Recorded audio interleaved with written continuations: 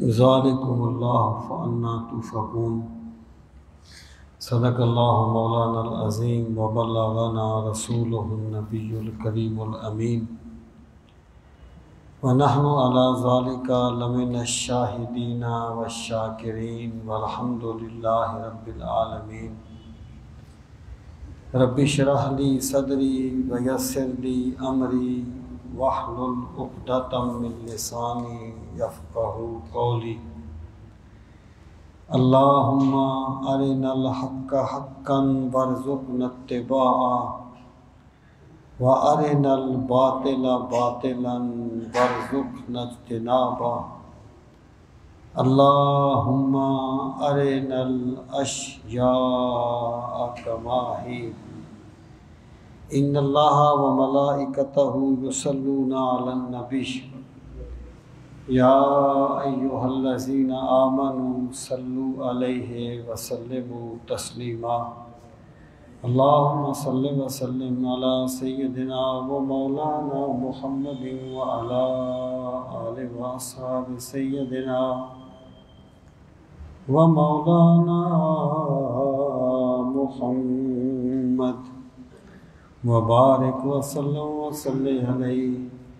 الصلاۃ والسلام علیک یا رسول اللہ وعلی آلک واصحابک یا حبیب اللہ۔ سبحان الصلاۃ والسلام علیک یا شفیع المذنبین وعلی آلک واصحابک یا رحمۃ للعالمین۔ یہ 7ویں پارے کا 18واں رکوع ہے، 7ویں پارے کا 18واں رکوع۔ اعوذ باللہ من الشیطان الرجیم، بسم اللہ الرحمن الرحیم۔ ان اللہ فالق الحب والنوا، بے شک اللہ فالق پھاڑنے والا ہے، الحب دانے کا، والنوا اور گٹھلی کا۔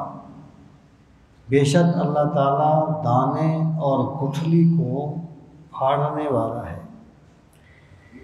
یخرج الحی، اخرج یخرج نکالنا، وہ نکالتا ہے، الحی زندہ کو، من المیت مردہ سے، ومخرج المیت، مخرج اس میں فاعل ہے اور نکالنے والا ہے، المیت مردے کا، من الحی زندہ سے، اور وہ نکالنے والا ہے مردے کا زندہ سے۔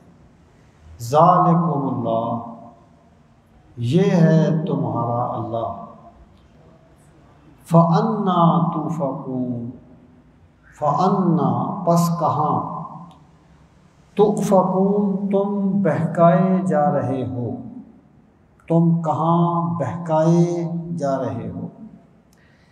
یہ جو رکوع ہے اس میں اللہ تعالیٰ نے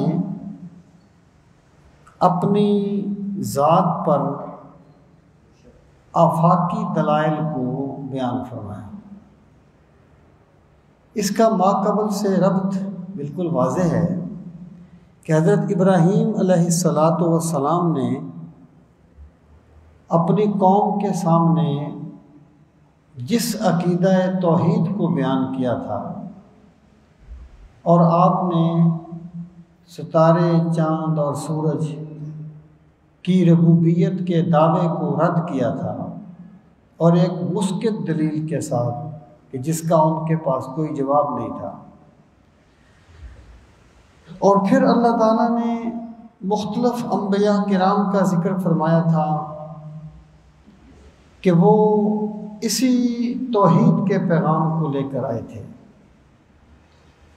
اور رسول کریم علیہ السلام سے یہ فرمایا تھا کہ آپ بھی ان کے طریقے کو ہی لازم پکڑے رہیے، یعنی جو انبیاء کا طریقہ تھا وہی رسول کریم علیہ الصلوۃ والسلام کا طریقہ تھا۔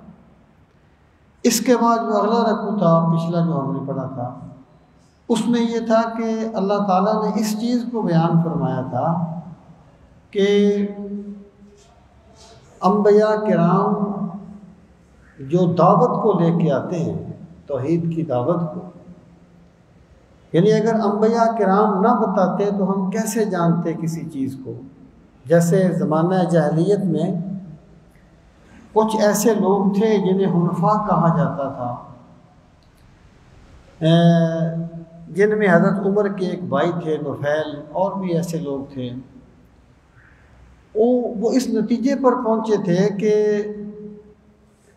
بت جو ہے یہ تو خدا نہیں ہے، لیکن خدا کون ہے، وہ کیا چاہتا ہے، اس کا ہمیں علم نہیں ہے۔ تو اگر انبیاء کرام نہ بتاتے تو توحید کا نظریہ واضح نہ ہوتا۔ تو اللہ پاک نے یہ چیز بیان فرمائی کہ ما قدر اللہ حق قدرہ اذ قالوا ما انزل اللہ علی بشر من شیء، کہ جن لوگوں نے نبوت و رسالت کا انکار کیا، دراصل انہوں نے اللہ تعالیٰ کی عظمت کا اور قدر و منزلت کا انکار کیا۔ اس کے بعد اللہ تعالیٰ نے ان کی نفسیاتی جو وجہ تھی حق کو نہ ماننے کی، ان کا تکبر، ان کی سرکشی، اس کو بیان فرمایا۔ اب اللہ تعالیٰ نے جس حضرت ابراہیم علیہ السلام نے جس چیز کو ثابت کیا تھا، اسی چیز کو مختلف اسالیب سے بیان کیا تاکہ عقیدہ توحید جو ہے وہ ہر پہلو سے لوگوں پر واضح ہو جائے۔ یہ اس کا ماقبل سے ربط ہے۔ ارشاد فرمایا ان اللہ فالق الحب والنوا۔ دیکھیں، ہوتا یہ ہے کہ یہ ایک ایسی حقیقت ہے جس کا کوئی انکار نہیں کر سکتا کہ ہر فعل کا ایک فاعل ہوتا ہے، اور بالخصوص یہاں پر نظم پایا جائے، ایک تسلسل پایا جائے، ایک منصوبہ پایا جائے، تو یہ ہو نہیں سکتا کہ وہ کام اپنے آپ ہو جائے۔ میں اس کی مثال دیا کرتا ہوں کہ فرض کریں ایک دیوار گر گئی، ٹھیک ہے جی، گر گئی، کسی وجہ سے گر گئی، لیکن اگر دیوار کا اوپر والا ردہ ایک دن گرے، اس سے نیچے والا دوسرے دن گرے، اس سے نیچے والا تیسرے دن گرے، تو ہم یہ نتیجہ نکالیں گے کہ یہ ویسے نہیں گر رہا، کوئی بندہ اسے گرا رہا ہے۔ یعنی یہ اتنی بڑی حقیقت ہے کہ جس کا کوئی انکار نہیں کر سکتا کہ ہر فعل کا ایک فاعل ہوتا ہے، بغیر کرنے والے کے کوئی کام نہیں ہوتا۔ یہ ہمارا یونیورسل ٹروتھ ہے۔ جو لوگ یہ کہتے ہیں، جدید جو سائنس کے حوالے سے وہ کہتے ہیں کہ ہم اس چیز کو مانتے ہیں جس کو ہم دیکھتے ہیں، جس کو ہم محسوس کرتے ہیں، جس کو ہم مس کر لیتے ہیں، جو ہمارے سامنے آتی ہے۔ اللہ تعالیٰ کی ذات، آپ کہتے ہیں کہ خدا نے کائنات کو بنایا ہے اور وہ اس کا خالق و مالک ہے، وہ تو ہمارے فہم و ادراک سے ماورا ہے، ہم اسے کیسے مانیں جس کو ہم دیکھتے نہیں ہیں، جو ہماری، تو یہ بنیادی طور پہ بات غلط ہے کہ بہت سی چیزیں ایسی ہیں جنہیں ہم دیکھتے نہیں ہیں لیکن مانتے ہیں۔ مثلا عقل انسان میں پائی جاتی ہے، کبھی آپ نے عقل کا وجود نہیں دیکھا۔ غصے کا ایک غصہ پایا جاتا ہے، کبھی آپ نے غصے کا وجود نہیں دیکھا۔ کبھی آپ نے خوشی، نفرت، محبت وجود نہیں دیکھے، لیکن ہم مانتے ہیں چیزیں ہیں، وجود نہیں ہے۔ کیوں مانتے ہیں؟ کہ شواہد بتاتے ہیں کہ یہ چیز ہے۔ تو اللہ تعالیٰ نے انسان کو جانوروں کی طرح پیدا نہیں کیا کہ یہ کائنات کو جانوروں کی طرح دیکھے اور دنیا سے چلا جائے۔ اللہ تعالیٰ نے انسان کو بصیرت دی ہے، بصیرت، عقل سلیم دی ہے کہ تم اس کائنات میں غور کرو، تم اس نتیجے پر پہنچو گے کہ انبیاء کرام نے جس حقیقت کو الفاظ کے روپ میں پیش کیا تھا، پوری کائنات اپنی غیر الفاظ کے روپ میں یا اپنی سکوت کے انداز میں اسی حقیقت کو بیان کر رہی ہے۔ تو اللہ تعالیٰ نے اس اسلوب پر یہاں پر دلائل آفاق میں سے چند چیزوں کو بیان فرمایا۔ دیکھیے، جو لوگ یہ کہتے ہیں کہ اللہ تعالیٰ کو اس وقت تک مانا گیا جب تک سائنس نے ترقی نہیں کی تھی، اب جب کہ ہم نے ہر چیز کی لاجک دیکھی، اللہ تعالیٰ نے کائنات کو ایسے بنایا ہے کہ ایک سبب اور مسبب کا سلسلہ ہے، سبب اور مسبب کا ایک سلسلہ ہے۔ اب مثلا یہاں پر اللہ تعالیٰ نے یہ دلیل دی کہ ان اللہ فالق الحب والنوا، کہ ایک دانہ جو ہے نا اسے کسان زمین میں بو دیتا ہے، اب اس دانے سے ایک کمپل نکلتی ہے، اور پھر وہ کمپل جو ہے وہ زمین کو پھاڑ کے باہر آتی ہے،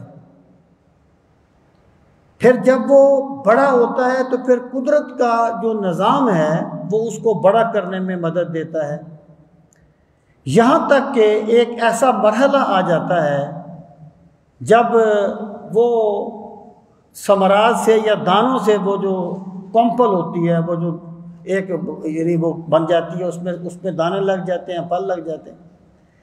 اللہ تعالیٰ نے یہاں پر یہ دلیل دی کہ کوئی تو ذات ہے جو زمین کی تاریکیوں میں دانے کو پھاڑ کے کمپل نکال دیتی ہے، اور پھر وہ نرم و نازک ہوتی ہے، لیکن کوئی تو ذات ہے جو اس کو اتنا طاقتور کر دیتی ہے کہ وہ زمین کو پھاڑ کے باہر آ جاتی ہے، اور پھر کام تو مکمل نہیں ہو گیا، بارش نہ ہو تو وہ اس کا کیا بنے گا، آب و ہوا اس کے موافق نہ ہو تو اس کا کیا بنے گا، سورج کی روشنی نہ ہو تو اس کا کیا بنے گا۔ تو کوئی تو ذات ہے میرے بندے جو تیرے خورد و نوش کا سامان کرنے کے لیے پوری کائنات کو تیری خدمت میں لگا دیتی ہے، یعنی اس چیز کو یہاں پر بنیاد بنایا گیا، ان اللہ فالق الحب والنوا، بے شک اللہ ہے پھاڑنے والا دانے کا اور گٹھلی کا۔ اب دیکھیں نا، بالفرض آم ہے، آم کی گٹھلی ہے، گٹھلی بھی ویسے سخت ہوتی ہے، تو گٹھلی میں سے شگوفہ نکلتا ہے، گٹھلی میں سے کمپل نکلتی ہے، اور پھر وہ پورا جو اس کا پروسیس ہے وہ پورا ہوتا ہے۔ تو اللہ پاک نے یہاں پر یہ انسان کو دعوت دی کہ کبھی ان چیزوں میں غور کیا کر، تب تجھے پتہ چلے گا تیرا خدا کتنی قدرت والا ہے، اور وہ انسان پہ کتنا کرم کرنے والا ہے کہ اس نے انسان کے لیے کیا کیا نظام بنا رکھے ہیں۔ ان اللہ فالق الحب والنوا، اللہ کی ذات بے شک اللہ ہی ہے دانے اور گٹھلی کو پھاڑنے والا۔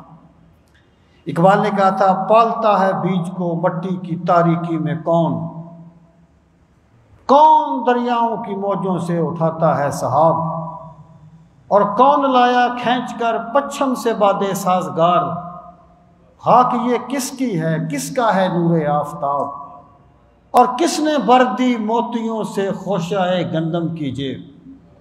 جب وہ پودا بڑا ہوتا ہے گندم کا، اس پر دانے کسان تو نہیں لگاتا، کس نے بھر دی موتیوں سے خوشہ گندم کی جیب، اور موسموں کو کس نے سکھلائی ہے خوئے انقلاب۔ یہ موسم کون بدلتا ہے جس سے آپ کی فصلیں پکتی ہیں؟ دے خدایا، یہاں پر خدایا سے مراد ہے سرمایہ دار، دے خدایا یہ زمین تیری نہیں، تیری نہیں، تیرے آبا کی نہیں، تیری نہیں، میری نہیں۔ تو یہ پورا ایک نظام جو ہے یہ میرے رب کی قدرت کا منہ بولتا شاہکار ہے، یعنی بندے کا ایک مزاج ہے کہ بندہ ہمیشہ غیر عادی چیز کو اہمیت دیتا ہے، یعنی اس کے سامنے اگر بالفرض ایک دیوار چل پڑے تو یہ عشق کر اٹھتا ہے، اور اسے وہ بڑے تعجب سے دیکھتا ہے، جبکہ حقیقت یہ ہے کہ گھاس کا ایک زمین سے اگنے والا تنکا جو ہے نا وہ دیوار کے چلنے سے کم عجیب نہیں ہوتا، لیکن بندے کی کمزوری ہے کہ بندہ اس چیز کو اہمیت نہیں دیتا۔ تو اللہ پاک نے فرمایا اللہ کی ذات پھاڑنے والی ہے دانے کو اور گٹھلی کو۔ یخرج الحی من المیت، یخرج وہ نکالتا ہے، الحی زندہ کو، من المیت مردہ سے، یعنی دانہ ہے، دانہ تو روٹین میں مردہ ہوتا ہے، اس سے اللہ زندہ شگوفہ پیدا کرتا ہے، زندہ کومپل نکالتا ہے، پھر اس کے اوپر جو دانے لگتے ہیں پھر وہ مردے سے زندہ کو، زندہ سے مردہ کو پیدا کر دیتا ہے۔ اللہ کی ذات ہے جو نکالتی ہے زندہ کو مردہ سے، وَمُخْرِجُ الْمَيِّتِ مِنَ الْحَيِّ، اور وہ نکالنے والی ہے مردے کو زندہ سے۔ اچھا، اس کے ایک تفسیر ہے اور ایک تعویل ہے، یعنی تعویل ہوتی ہے لفظوں کو اس کے حقیقی معنی سے پھیر دینا کسی قرینہ مانعہ کی وجہ سے یا کسی استدلال کے لیے، بشرطے کہ وہ اوورآل دین کے خلاف نہ ہو، دین کے اوورآل دین کے مزاج کے خلاف نہ ہو۔ اس کی یعنی جو تفسیر ہے، جو اس کا پہلا مفہوم ہے وہ بالکل واضح ہے کہ اللہ تعالیٰ مرغی سے انڈے کو اور انڈے سے مرغی کو پیدا کرتا ہے، اللہ تعالیٰ بیج سے پودے کو اور پودے سے پھر بیج کو پیدا کرتا ہے۔ اور اس کی تعویل یہ ہے کہ اللہ تعالیٰ کی ذات وہ ہے جو گمراہ سے ہدایت والا پیدا کرتی ہے اور ہدایت والے سے گمراہ پیدا کرتی ہے، جاہل سے عالم کو پیدا کرتی ہے اور عالم سے جاہل کو پیدا کرتی ہے۔ تو یہ اللہ تعالیٰ کی قدرت کی نشانی ہے۔ تو ارشاد فرمایا، اچھا پھر آپ دیکھیں، یخرج الحی من المیت ومخرج المیت من الحی، یہ نہیں کہا کہ یخرج الحی من المیت ویخرج المیت من الحی، بات تو وہی ہے، یا مخرج المیت من الحی ومخرج الحی من المیت، نہیں، اسلوب بدل دیا ہے، یخرج الحی من المیت ومخرج المیت من الحی۔ اسلوب اس لیے بدلا اللہ تعالیٰ نے کہ مردہ سے زندہ کو پیدا کرنا، تو زندگی کا تو ہر بندہ، ہر جاندار جو ہے نا وہ زندگی کا حریص ہے، یعنی وہ چاہتا ہے کہ وہ زندہ ہو، لیکن زندہ ہونے کے بعد مردہ ہونا کوئی نہیں چاہتا کہ میری زندگی جائے اور میں مردوں میں جاؤں۔ تو اللہ پاک نے فرمایا وَمُخْرِجُ الْمَيِّتِ مِنَ الْحَيِّ، تم جو بھی چاہو اللہ تعالیٰ جو ہے وہ زندگی کے بعد موت بھی عطا کرنے والا ہے۔ یعنی مراد یہ ہے، آپ یوں کہیے کہ مخرج میں زیادہ تاکید آ گئی ہے یخرجوں کی نسبت سے، کیونکہ اس کی جو نوعیت ہے وہ اس سے مختلف ہے۔ تو یخرج الحی من المیت ومخرج المیت من الحی ذالکم اللہ، فرمایا لوگو یہ ہے تمہارا اللہ، اللہ تعالیٰ کی ذات تمہیں تدبر کرنے سے ملے گی، اللہ کے نظام میں، اللہ کی کائنات میں غور کرنے سے ملے گی۔ جب تم کائنات میں غور کرو گے تب تمہیں اللہ کے جلوے نظر آئیں گے، یہ ہے تمہارا اللہ۔ یہ نہیں تھا کہ اللہ تعالیٰ کو سامنے کھڑا ہوا تھا، اللہ نے اپنی قدرت کو بیان کیا، اس میں غور کرو، اس میں تمہیں میرے جلوے نظر آئیں گے۔ فَأَنَّىٰ تُؤْفَكُونَ، افق کہتے ہیں الٹا دینا کسی چیز کو، اور پھر یہ بہتان باندھنے کے معنی میں، بات کو بالکل بدل دینے کے معنی میں استعمال ہونے لگا، اسی سے واقعہ افق ہے، ان الذین جاؤوا بالافق۔ تو یہ لفظ قرآن مجید میں ہمیشہ مجہول استعمال ہوا ہے، توفقون کا لفظ یہ مادہ ہمیشہ مجہول استعمال ہوا، کبھی معروف استعمال نہیں ہوا۔ اس کی وجہ یہ ہے کہ اللہ تعالیٰ یعنی بندہ جس بھی نظریے پر ہو وہ سمجھتا تو یہی ہے نا کہ میں نے بڑا سوچ سمجھ کے رکھا ہوا ہے۔ جو بندہ کہتا ہے خدا کوئی نہیں ہے، وہ بھی یہی سمجھتا ہے نا یہ لوگ تو توام پرست ہیں، جو اس طریقے سے کرتے ہیں، میں بڑا دانش مند ہوں، میں نے بڑی حقیقت کو پا لیا ہے، میں نے یہ نظریہ رکھا ہوا ہے۔ اللہ پاک فرماتا ہے نہیں، جو رب کو چھوڑ کے اور طرف جاتے ہیں وہ خود نہیں جاتے، بلکہ وہ شیطان کے ہاتھ میں کھلونا بن جاتے ہیں، وہ اپنی خواہشات کے ہاتھ میں کھلونا بن جاتے ہیں۔ لوگوں، رب تو تمہارا یہ ہے، تمہیں کون بھٹکائے جا رہا ہے؟ تم کدھر بھٹکے جا رہے ہو؟ تمہیں کس طرف بھٹکایا جا رہا ہے؟ اللہ کریم کی ذات کو چھوڑ کے دوسرے باطل معبودوں کی طرف۔ اب فرمایا فالق الاصباح، یہ زمین و آسمان کی نشانیوں کی طرف اشارہ فرمایا، یعنی پہلے اشارہ تھا زمین کی نشانیوں کی طرف، اب فرمایا آسمان کی نشانیوں کی طرف۔ فالق الاصباح، وہ پھاڑنے والا ہے صبح کا، یعنی جیسے اللہ تعالیٰ مردہ سے زندہ کو پیدا کرتا ہے، اسی طرح جب رات کی تاریکی حد سے گزر جاتی ہے تو پھر خدا مشرق سے سپیدہ سحر کو طلوع کر دیتا ہے۔ اور اسی میں یہ مفہوم بھی شامل ہے کہ خدا کی ذات وہ ہے جو مشکلات میں سے آسانیاں پیدا کر دیتی ہے۔ جو خدا ہر رات کا سینہ شک کر کے سپیدہ سحر کو طلوع کرتا ہے تو بندہ بھی کبھی پریشانیوں میں نا امید نہ ہو۔ جو خدا رات کی تاریکی سے صبح کا نور پیدا کرتا ہے، وہی خدا اس کی مشکلات سے بھی آسانیاں پیدا کر سکتا ہے اور آسانیاں پیدا کرتا ہے۔ وہ جو قرآن مجید میں فرمایا قُلْ أَرَأَيْتُمْ إِنْ جَعَلَ اللَّهُ عَلَيْكُمُ اللَّيْلَ سَرْمَدًا إِلَى يَوْمِ الْقِيَامَةِ مَنْ إِلَٰهٌ غَيْرُ اللَّهِ يَأْتِيكُمْ بِضِيَاءٍ۔ اے لوگو، اگر اللہ تعالیٰ رات کو قیامت تک کے لیے لمبا کر دے تو کوئی ہے سپیدہ سحر کو طلوع کرنے والا؟ تو تم فطرت کی اس آواز کو کیوں نہیں سنتے؟ تو فالق الاصباح، اللہ کی ذات وہ ہے جو سپیدہ سحر طلوع کر دے۔ پھر آپ دیکھیں، پہلے بھی میں نے یہ بات عرض کی کہ یہاں پر ایک منصوبہ بندی پائی جائے، وہاں پر ایک منصوبہ ساز ہوتا ہے۔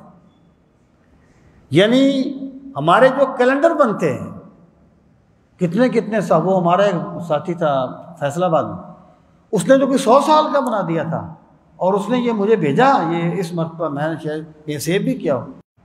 یعنی دیکھو، اگر سورج جو ہے وہ آج بالفرض 6:10 پہ طلوع ہوا ہے، تو آج کے سینکڑوں سال کے بعد بھی جب 31 مئی کا دن آئے گا تو 6:10 پر ہی طلوع ہوگا۔ یار کوئی تو ذات ہے جو اتنا منظم اس کائنات کو چلاتی ہے۔ فالق الاصباح، کوئی تو خدا ہے جو ایک منصوبہ دیا ہوا ہے کائنات میں، اس کا منصوبہ چلتا ہے اور اپنے معین وقت پہ تاریکی کا پردہ چھٹ جاتا ہے اور صبح کا اجالا پھیلنے لگتا ہے۔ یہ اسی لیے یعنی اللہ تعالیٰ نے انسان کو تدبر کی دعوت دی ہے۔ اور یاد رکھنا، اگر طالب علم کتاب میں غور نہیں کرے گا، پڑھ لینے سے کتابیں نہیں آتی، رٹا لگانے سے نہیں آتی، ڈگریاں لینے سے نہیں آتی، بورڈ ٹاپ کرنے سے علم نہیں آتا، یونیورسٹیاں ٹاپ کرنے سے نہیں آتا، PhD کرنے سے نہیں آتا، تدبر کرنے سے آتا ہے۔ سوال تدبر سے پیدا ہوتا ہے، تدبر کرنے سے آتا ہے۔ ایک روایت ہے کہ تدبر ساعت خیر من الف بیع کما قال، کہ ایک لمحے کا تدبر کرنا 100 سال کی عبادت سے بہتر ہے۔ تدبر یقین پیدا کرتا ہے، تدبر سے یقین کے سوتے پھوٹتے ہیں۔ اور بندے کا پرابلم یہ ہے کہ یہ تدبر نہیں کرتا، کائنات کو جانوروں کی طرح دیکھتا ہے۔ اللہ پاک نے جگہ جگہ لوگوں کو دعوت دی ہے، کائنات میں ہو تدبروا تفکروا تتفکروا، بہت سے الفاظ۔ فالق الاصباح وجعل الليل سكنا والشمس والقمر حسبانا، فرمایا اس نے بنا دیا رات کو پرسکون، اس نے رات کو پرسکون بنا دیا۔ والشمس والقمر حسبانا، اور سورج اور چاند کو ایک حساب دے دیا کہ اتنے بجے نکلنا ہے، اتنے بجے غروب ہونا ہے، یہ راستہ ہے۔ اور للشمس، اور سورج جو ہے نا وہ ہماری زمین سے سائنسدان کہتے ہیں 12 لاکھ گنا بڑا ہے، 12 لاکھ گنا بڑا ہے سورج ہماری زمین سے، لیکن مجال ہے کبھی اس کا ہٹ جائے وہ۔ اب آپ اندازہ کیجئے پھر کائنات کتنی بڑی ہوگی۔ للشمس ينبغي لها ان تدرك القمر والليل سابق النهار كل في فلك يسبحون۔ سورج کی یہ مجال نہیں ہے کہ وہ چاند کو جا پکڑے، نہ ہی دن کی یہ مجال ہے کہ وہ رات سے آگے آ جائے، سب اپنے اپنے مدار میں تیرتے ہیں۔ اللہ نے ان کو جو نظام الاوقات دے دیا ہے، جو مدار دے دیا ہے، سب اس میں چلے ہوئے ہیں۔ تو لوگوں غور کرو کتنی قدرت والا ہے وہ رب، یعنی اتنے بڑے بڑے فضا میں وہ سیارے ہیں کہ اگر ایک بھی گر جائے، سائنسدان کہتے ہیں، تو کائنات تباہ ہو جائے، اتنے بڑے بڑے۔ لیکن یہ خدا کا حکم ہے، خدا کا حکم ہے، اور وہ اپنے مدار سے ادھر ادھر نہیں ہوتے۔ تو اس چیز کو بیان فرمایا کہ اللہ نے رات کو پرسکون بنا دیا، یعنی نیچر ایسی ہے رات کی۔ ایک بندہ اگر دن کے وقت کسی بالکل خلوت میں جا کے بھی سو جائے، یا اس کے کان میں کوئی آواز نہ پڑے، پھر بھی وہ محسوس کرے گا کہ رات کی نیند رات کی نیند ہی ہے اور دن کی دن کی ہے۔ اللہ نے رات کو اس طرح بنایا، اور پھر کیا، سورج اور چاند کو ایک حساب کے مطابق چلا دیا۔ اللہ نے جو حساب اس کو دے دیا ہے نا، اس سے وہ ادھر ادھر نہیں ہوتے۔ ذالک تقدیر العزیز العلیم۔ تقدیر کا ویسے معنی ہوتا ہے اندازہ لگانا، لیکن یہاں پر یہ منصوبہ کے معنی میں ہے۔ یہ منصوبہ ہے اس رب کا جو بڑے غلبے والا ہے، جس کی طاقت کا کوئی اندازہ نہیں۔ یہ اتنے بڑے بڑے سیارے، بڑے بڑے یہ کائنات کا نظام، جس کے حکم سے ذرہ برابر انحراف نہیں کر سکتا۔ اور پھر کیا، العلیم، وہ سب کچھ جاننے والا ہے، اسے پتہ ہے میں نے کائنات کو کیسے بنانا ہے اور میں نے کائنات کو کیسے چلانا ہے۔ ذالک تقدیر العزیز العلیم۔ علماء مشرقی کہتے ہیں نا کہ وہ ایک جو ستاروں کا ماہر تھا، جیمز جینس، ایک سائنسدان تھا، وہ کہتے ہیں کہ ایک دن میں نے دیکھا بارش ہلکی ہلکی لگی ہوئی تھی، وہ چھتری بند کر کے تو چرچ کی طرف جا رہا تھا، کرسچین تھا سر جیمز جینس، چرچ کی طرف جا رہا تھا۔ کہتے میں رک گیا، میں نے سلام کیا، تو اس نے کہا کیا کام ہے؟ اس کا خیال یہ تھا کہ یہ کام کے بغیر نا سلام نہیں کیا جاتا۔ کیا کام ہے؟ میں نے کہا سر مجھے 2 باتیں سمجھ نہیں آئیں۔ ان کا کیا؟ ان کا پہلی بات تو یہ ہے کہ بارش ہو رہی ہے ہلکی ہلکی، آپ کے پاس چھتری ہے، آپ نے چھتری بند کر کے بغل میں دی ہوئی ہے۔ اس نے کہا سوری یار میں نے غور نہیں کیا، یہ بڑے لوگ ڈوبے ہوتے ہیں اپنے کام۔ اس نے نکالی چھتری اور کھول لی۔ پھر میں نے کہا کہ آپ چرچ جا رہے ہیں، کبھی آپ چرچ نہیں گئے؟ اس نے کہا کل میرے پاس عصر کے وقت آؤ، شام کے وقت آؤ، چائے پہ بیٹھیں گے، پھر میں آپ کو بتاؤں۔ مشرقی کہتے ہیں میں چلا گیا دوسرے دن، تو اس نے کہا کہ میں فلکیات، میرا فیلڈ ہے فلکیات، علم فلکیات۔ میں نے غور کیا کہ کتنے بڑے بڑے سیارے فضا میں گردش کر رہے ہیں، ان میں سے اگر ایک بھی گر جائے تو زمین تباہ ہو جائے۔ میں نے کہا کتنا قدرت والا ہے وہ رب، جس نے ان کو بنایا بھی ہے اور ان کو سنبھالے ہوئے بھی ہے، روکے ہوئے بھی ہے۔ تو یہ کائنات میں غور کر کے نا میرے دل میں رب کی عظمت پیدا ہوئی، تو میں اسے سلام کرنے کے لیے چرچ جا رہا تھا۔ تو مشرقی کہتے ہیں کہ میں نے اسے کہا سر یہ بات قرآن نے کہی تھی بہت پہلے، انما یخشی اللہ من عبادہ العلماء، کہ جنہیں علم آ جاتا ہے انہیں اللہ کی خشیت مل جاتی ہے۔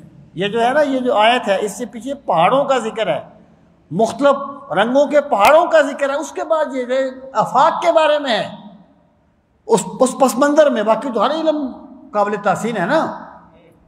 تو میں یہ کہنا چاہتا ہوں، یہ جو کائنات میں تدبر ہوتا ہے نا، بے نقابی یہ کہ ہر ذرے سے جلوہ آشکار، اور اس پہ گھونگٹ یہ کہ صورت آج تک نہ دیدہ ہے.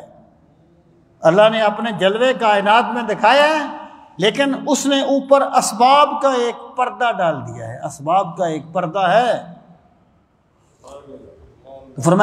فرمایا شمس و قمر کو اس نے ایک حساب سے بنایا، ذالک تقدیر العزیز العلیم، یہ منصوبہ ہے اس خدا کا جو بڑے غلبے والا ہے اور بڑے علم والا ہے.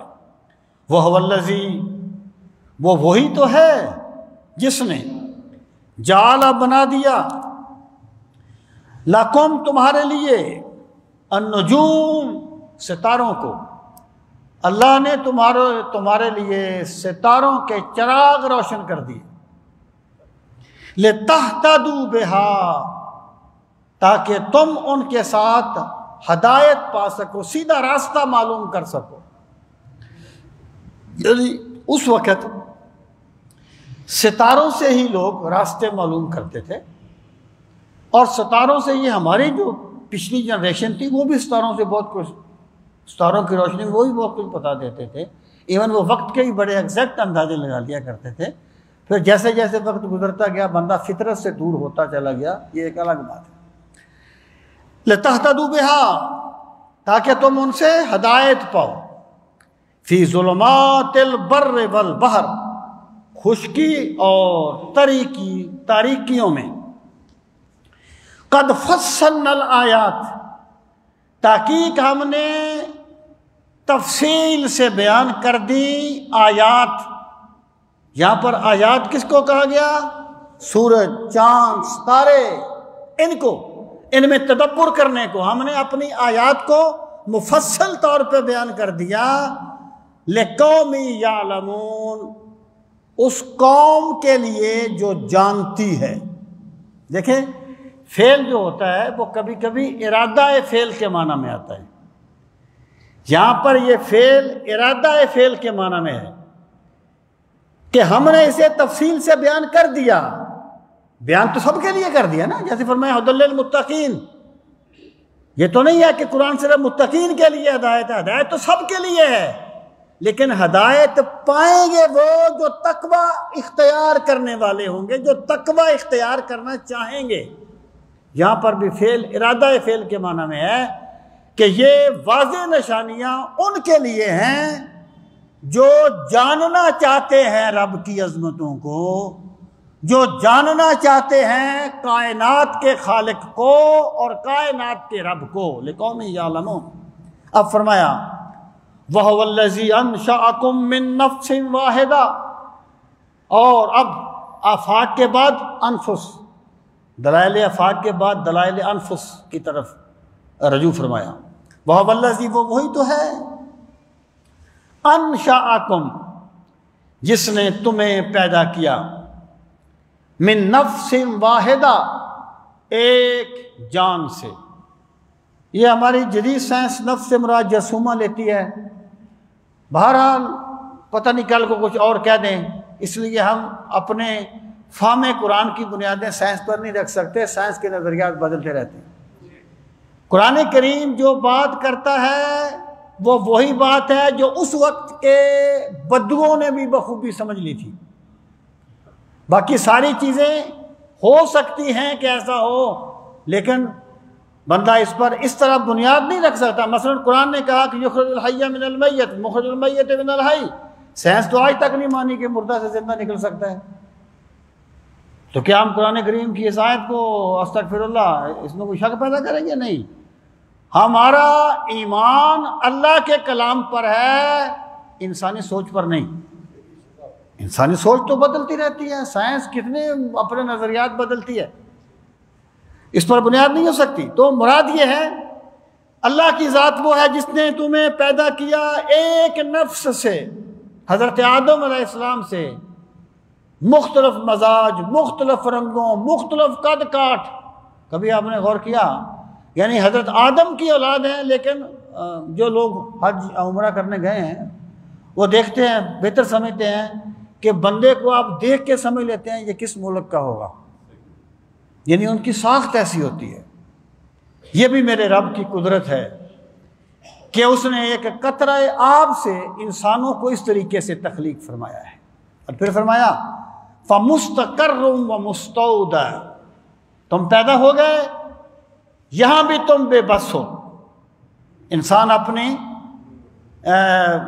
زندگی میں کوئی اختیار نہیں رکھتا کہ پیدا نہ پیدا نہیں، انشاءکم، اس نے تمہیں پیدا کر دیا، یہ اس کی قدرت ہے۔ فَمُسْتَقَرٌ وَمُسْتَوْدَى، اور مستقر کہتے ہیں وہ جگہ جہاں ایک انسان ٹھہرتا ہے۔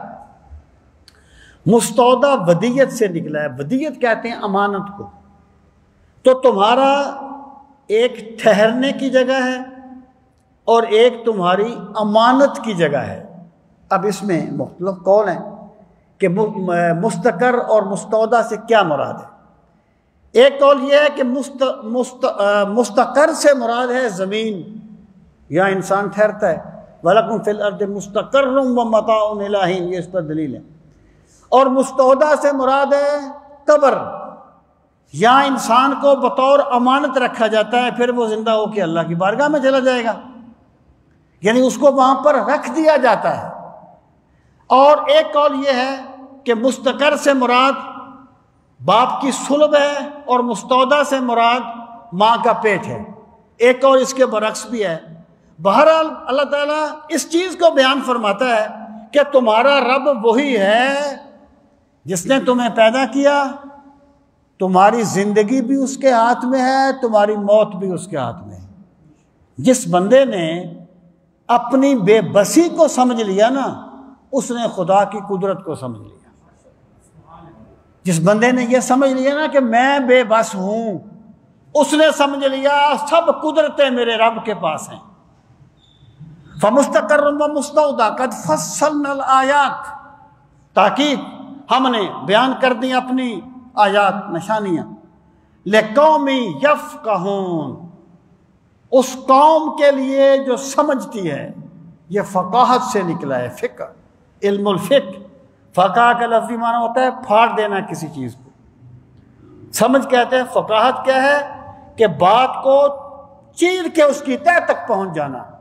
یہاں پر بھی فعل ارادہ فعل کے معنی میں ہے کہ جو قوم حقیقت کو سمجھنا چاہتی ہے اس کے لیے ہم نے سب کچھ بیان کر دیا۔ کبھی وہ اپنے آپ میں ہی غور کر لے تو اسے پتہ چل جائے گا میرا خدا کتنی قدرت والا ہے۔ اقبال نے کہا تھا اپنے من میں ڈوب کر پاجا سراغ زندگی، تو اگر میرا نہیں بنتا نہ بن اپنا تو بن۔ کبھی بندہ غور تو کرے اپنے وجود پر، قیامت تک ڈاکٹر نہیں سمجھ سکیں گے کہ اللہ نے انسان کی باڈی میں کیا رکھا ہے، کیا اس کی قدرت کے جلوے ہیں۔ دل دریا سمندروں ڈونگے، کون دلاں دیاں جانے ہو، کیا کیا اس نے رکھا ہے۔ اللہ فرماتا ہے ہم نے اپنی قدرت کی نشانیاں رکھ دی ہیں تم میں، لیکن سمجھ اس کو آئیں گی جو سمجھنا چاہیں گے۔ لِقَوْمٍ يَفْقَهُونَ، تو سمجھتے ہیں۔ اب زمین و آسمان کا مجموعی طور پر موجود اپنی نشانیوں کو بیان کیا۔ وَهُوَ الَّذِي، وہ وہی تو ہے، أَنزَلَ مِنَ السَّمَاءِ مَاءً، جس نے آسمان سے پانی اتارا، بارش، یعنی بارش جو ہے، سما کا جو لفظ ہے سموون کہتے ہیں بلندی کو، سموون بلندی کو کہتے ہیں۔ تو ایک تو وہ آسمان ہے نا جس میں ستارے ہیں، یا جو حقیقت میں آسمان ہے، ایک وہ جو ہمیں نظر آتا ہے اوپر دیکھنے سے۔ تو یہ مطلق بلندی کے لیے بھی لفظ استعمال۔ بادل تو بہت نیچے ہوتے ہیں نا، جہاز میں بیٹھے ہوں تو بادل نیچے رہ جاتے ہیں، نیچے ہوتے ہیں، تو اس سے مراد ہے مطلق بلندی۔ مراد یہ ہے کہ خود اللہ وہ ہے جس نے تمہارے لیے اوپر سے بارش نازل فرمائی، بارش اتاری، پھر کیا فَأَخْرَجْنَا بِهِ، ڈال دیا اس کے ساتھ۔ اللہ کی ذات ویسے پیدا کر سکتی ہے پودوں کو، لیکن وہ کرتی نہیں ہے۔ فَأَخْرَجْنَا، نکالتے ہم ہیں، بِهِ، لیکن ساتھ اس کے نکالتے ہیں، بارش کے سبب بناتے ہیں۔ کیا چیز؟ نبات کل شے، ہر چیز کے پودے ہم نے اس سے نباتات، ہم نے ہر چیز کی نباتات یا پودے اس سے پیدا کیے.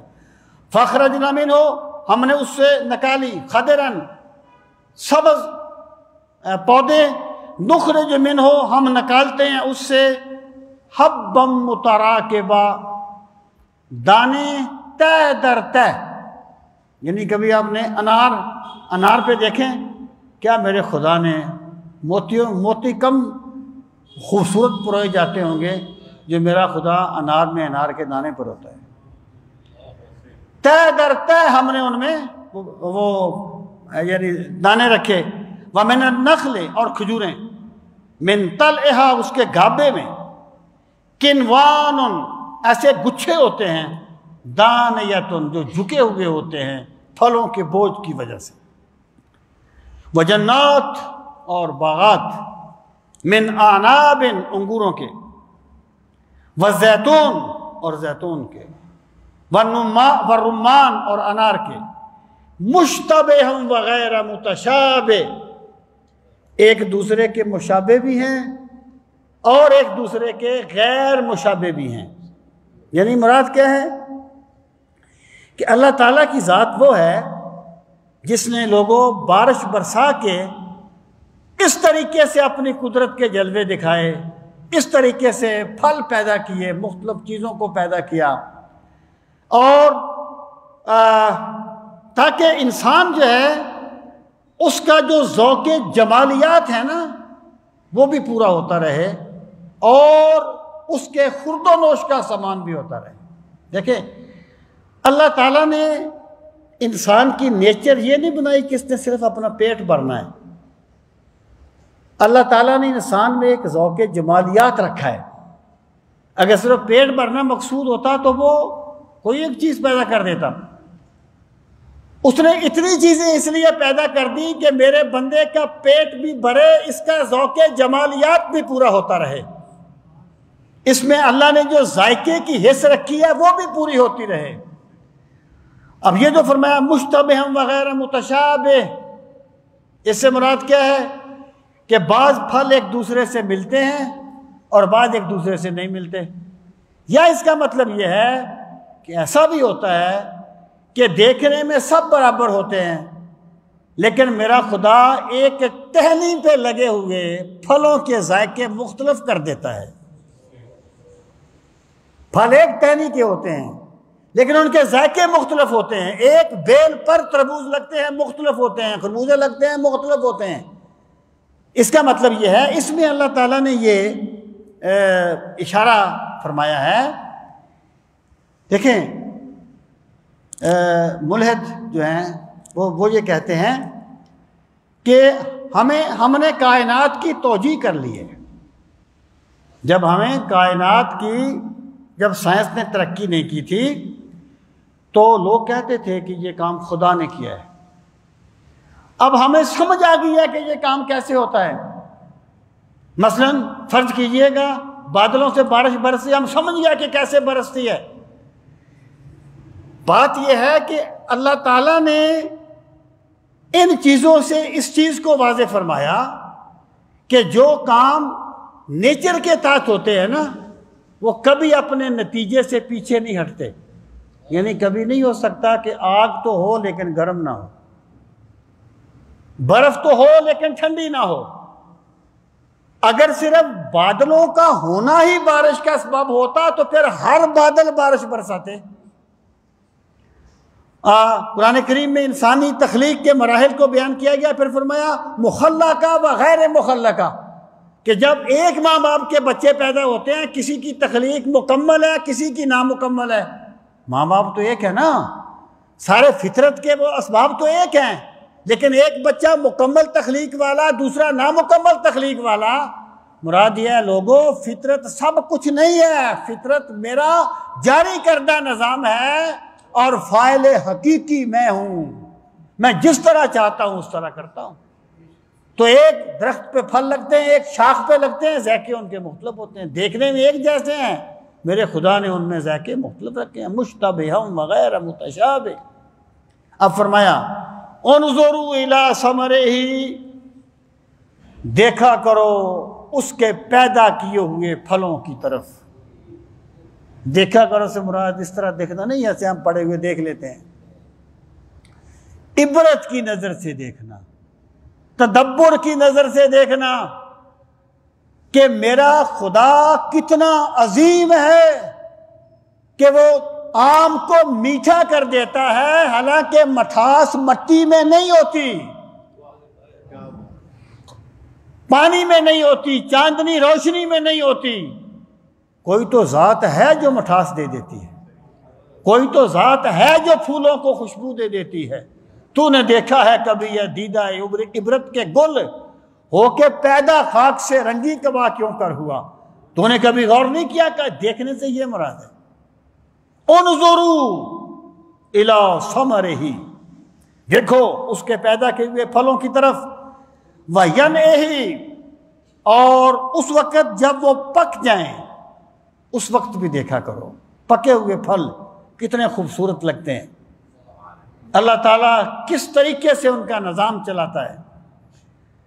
ان فی ذالکم لآیات لقوم یؤمنون، بے شک اس میں، ذالکم تمہارے لیے، لآیات یقیناً نشانیاں ہیں اللہ کی قدرت پر۔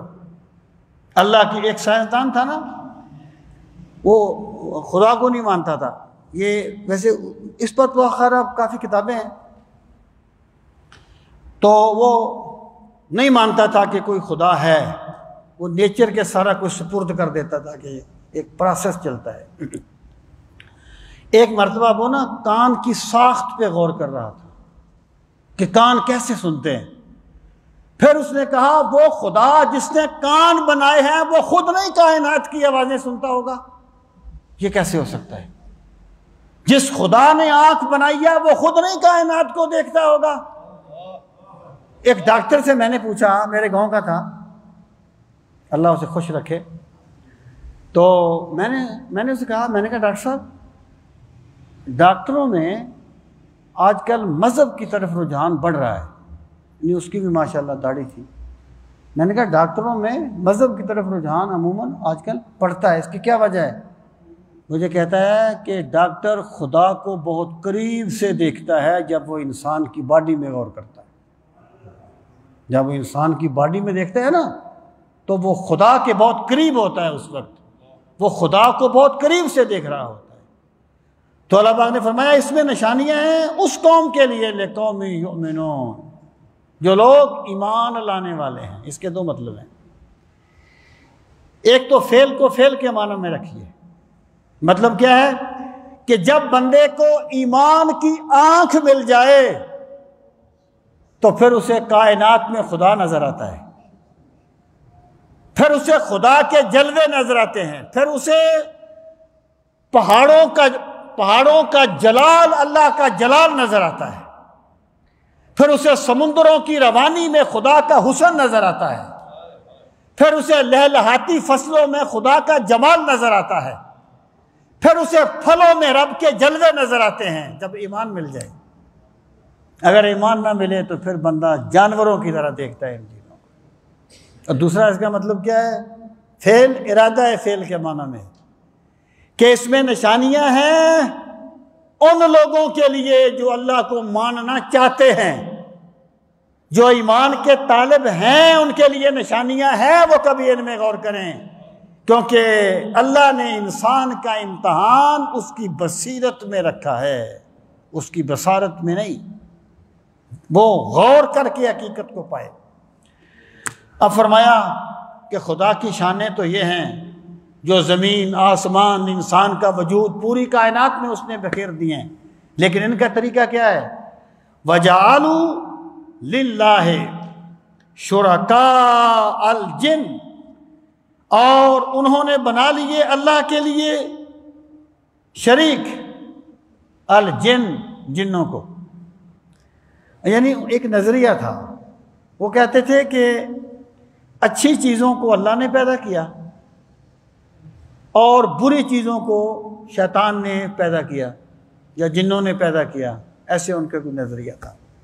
جبکہ حقیقت یہ ہے کہ ہر چیز کا خالق اللہ ہے، اور میرے رب نے ہر چیز کو اچھا ہی پیدا کیا ہے، اس کا غلط استعمال اسے برا کرتا ہے۔ تو وَجَعَلُوا لِلَّهِ شُرَكَاءَ الْجِنَّ وَخَلَقَهُمْ وَخَرَقُوا لَهُ بَنِينَ،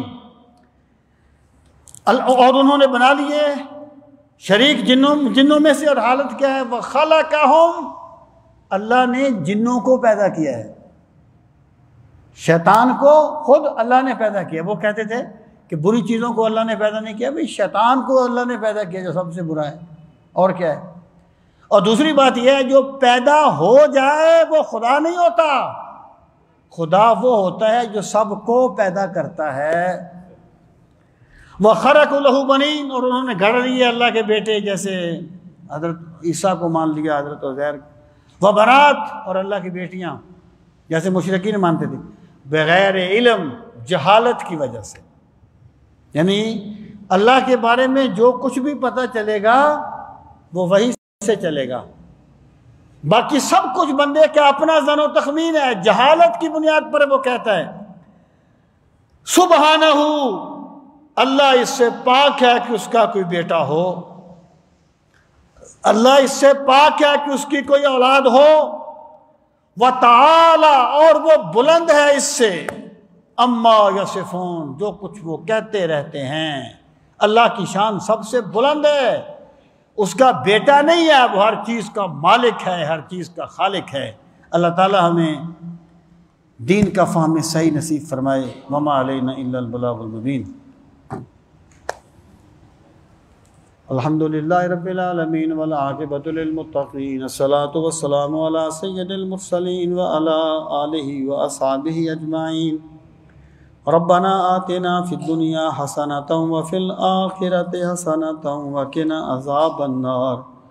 ربنا وآتنا ما وعدتنا علی رسلک ولا تخزنا یوم القیامہ انک لا تخلف المیعاد۔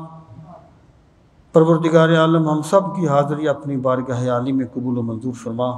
یا اکرم الاکرمین، ہمیں نعمت قرآن کی قدر کرنے والا بنا دے۔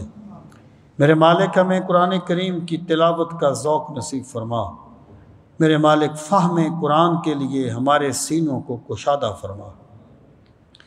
پروردگار عالم، جو تیرے بندے تیری پاک کتاب کی محبت میں وقت دیتے ہیں، ان کی حاضری کو شرف قبولیت عطا فرما۔ میرے مالک، ان کے رزق میں برکتیں عطا فرما، ان کی جان مال میں برکتیں عطا فرما، ان کے وقت میں برکتیں عطا فرما۔ ربنا تقبل منا انک انت السمیع العلیم وتب علینا انک انت التواب الرحیم۔ وصلی اللہ تعالی علی خیر خلقہ ونور عرشہ وزینۃ فرشہ محمد وعلی آلہ واصحابہ اجمعین، آمین برحمتک یا ارحم الراحمین۔ اللہ پاک صاحب کو جزائے خیر دیجیے، آپ نے وقت دیا، جزاکم اللہ و احسن الجزاء۔